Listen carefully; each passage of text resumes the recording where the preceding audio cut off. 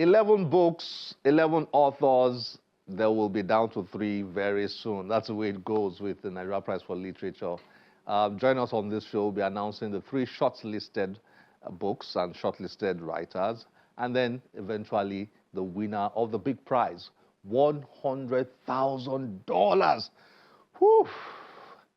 I can do with that right now. That's about 150 million or 160 million or whatever the exchange rate is these days. That's a lot of money. Look out on the show as we keep track of that all-important story. Chimamanda Ngozi Adichie has been around town promoting her latest novel, Dream Counts. The book has been having rave reviews up and down, and people are eager to read Chimamanda's latest novel. I mean, when Chimamanda writes, people want to read, of course. Well, we were there when she had a discussion with one of our very own, Ebuka, about Dream Counts and things related. Enjoy this.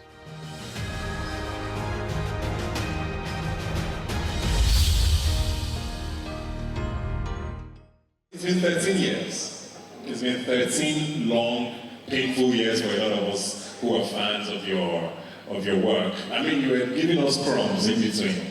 Small short stories here and all of that. But, you know, for a long time, wondered if or when it would happen. And I was reading the author's notes at the end of Dream Counts, and you talked a lot about Kadiatu and how that sort of informed your writing, or at least influenced some of the work this time.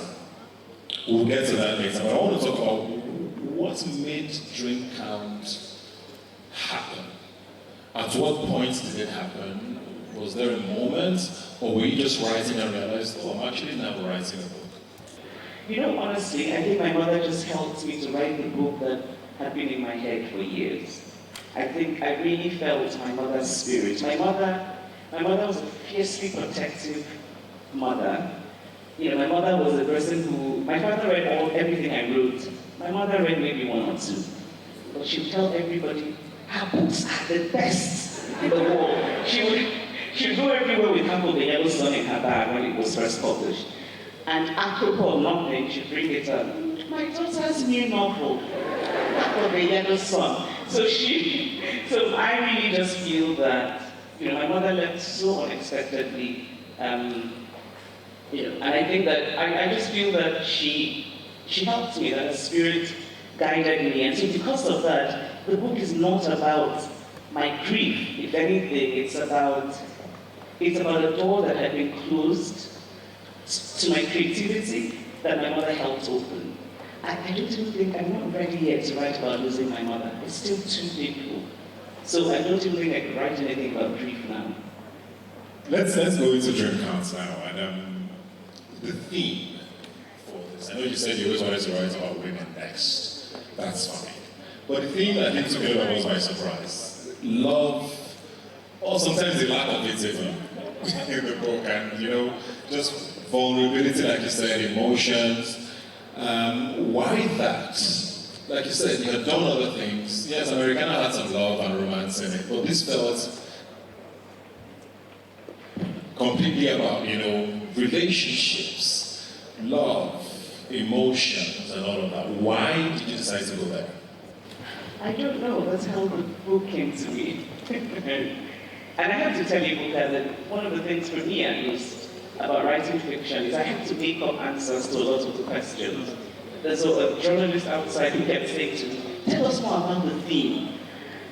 And, you know, elaborate on the theme. I thought this kind of literature class approach to novels is not really something that creatives want to do. I think which is why I think there's a difference between being a creative and being a critic.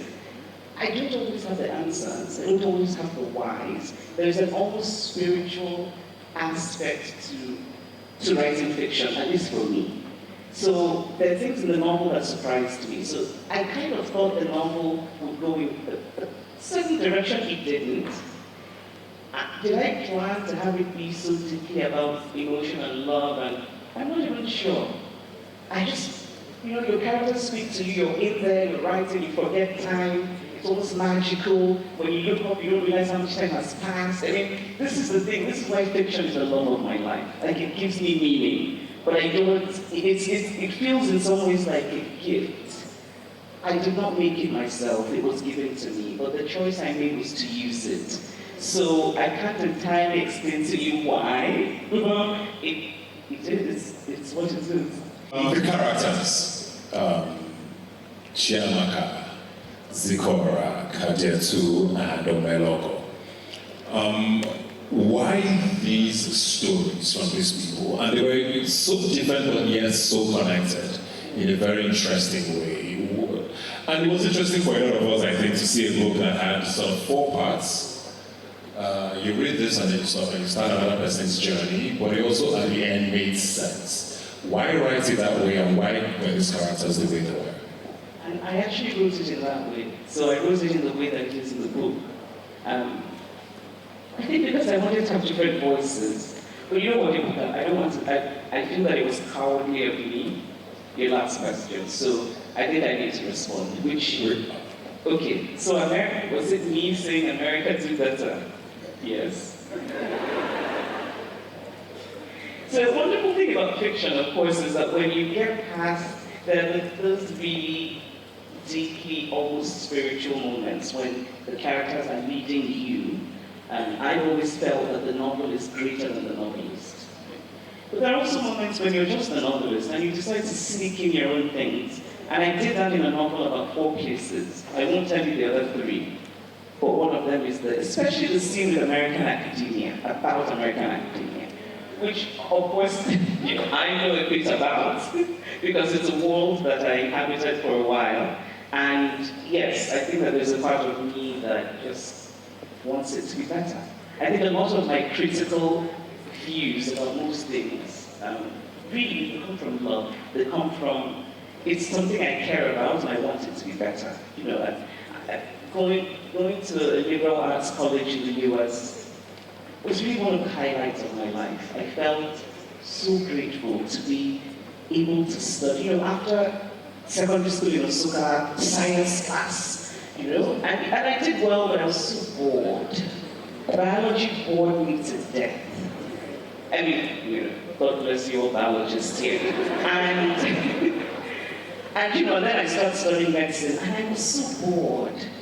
And then going to the US, suddenly I could take classes in philosophy, in politics, in history, and I just loved that. And I think that American liberal arts kind of structure I loved. But something is changing in American academia. It's closing, it's becoming smaller. So yes, it came from, you know, I really want them to do better. Because it's a good thing, they have a good thing, and it just feels to me that America is overseeing its own decline. And it's sad to watch, you know. You're welcome. I don't know if there are any, are there any Americans? Yeah. I mean Americans, I don't mean Nigerian Americans. Because Nigerian Americans all understand what I'm saying. Some Americans, sorry. So back to the question I asked about the characters and you know, why them and why write it in the way you did?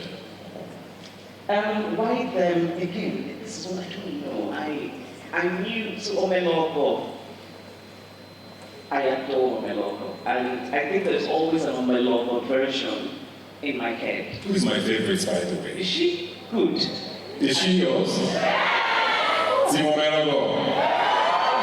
I'm happy to see that, actually. I thought Nigerian. Okay, what about Chia? Let's do it, Chia. Please. She needs to do better in life. She needs to make better choices. I'm still very upset. You know, I kept reading, I'm like, maybe at the end, Chuka will come back. Chuka is married. Wait. You see the problem I'm having with you people now? Someone cannot dream again. No. And this is the second time. We're still looking for Kainene.